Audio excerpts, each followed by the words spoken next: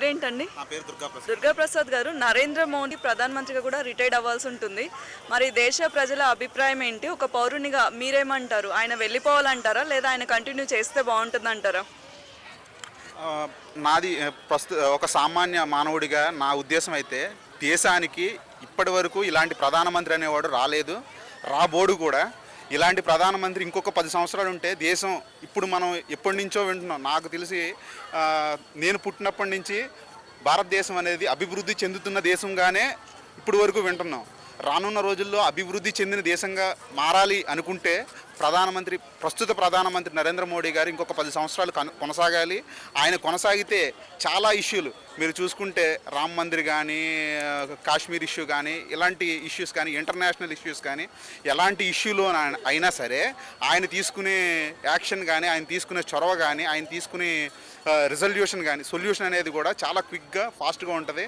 So ఇలాంటి ప్రధానమంత్రి ఉంటే ఇంకొక 10 సంవత్సరాలు కొనసాగితే మన దేశం ఖచ్చితంగా అభివృద్ధి చెందే విధంగా మారుతుంది. ఇప్పుడు మీరు చూశారు, మీరు ఏ విషయం చూసుకున్నా గత ప్రధానమంత్రుల విషయాల్లో ఏ విషయాన్ని చూసుకున్నా ఎక్కడో దుక్కున్నా అవినీతే కనిపిస్తుంది, ఏదో ఒక స్కామ్ కనిపిస్తుంది. మొన్న ఎవరో చెప్తున్నారు A to Z అన్ని స్కామ్లే కదా, ఏది తీసినా అన్ని స్కామ్లే కదా అంటున్నారు. సో అట్లాగా ఇప్పటి వరకు ఉన్న ప్రధానమంత్రుల్లో నాకు తెలిసి నేను చూసిన ప్రధానమంత్రుల్లో Narendra Modi is the best. He is going to be ఆయన కంటిన్యూ అయితే చాలా బాగుంటుంది. మరి మోహన్ భాగవత్ నిన్న ఇండైరెక్ట్గా చెప్పారు కదా, మీరు ఇంకొకరికి అవకాశం ఇవ్వండి అనేసి, దానికి ఏమంటారు? మోహన్ భగవత్ గారు చెప్పారో లేదో నేను అనేది వ్యాలిడేట్ చేసుకోలేదు, చూడలేదు. కానీ వేరే ఎవరు వచ్చినా సరే ఇండియాకి ఇంత ప్రాధాన్యత అయితే ఉండదు. మీరు చాలామంది నాయకులను చూస్తున్నారు, రాష్ట్రాల్లోని దేశాల్లోని ఎవరు చూసినా వాళ్ళ స్వప్రయోజనాల కోసం చేసే నాయకులు ఉంటారు. మీకు కేంద్రంలో నరేంద్ర మోడీ, రాష్ట్రంలో పవన్ కళ్యాణ్ లాంటి నాయకులు చాలా అరుదుగా ఉంటారు.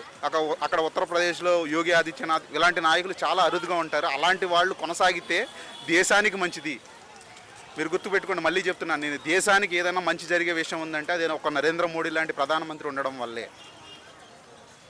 థ్యాంక్ యూ అండి. Thank you.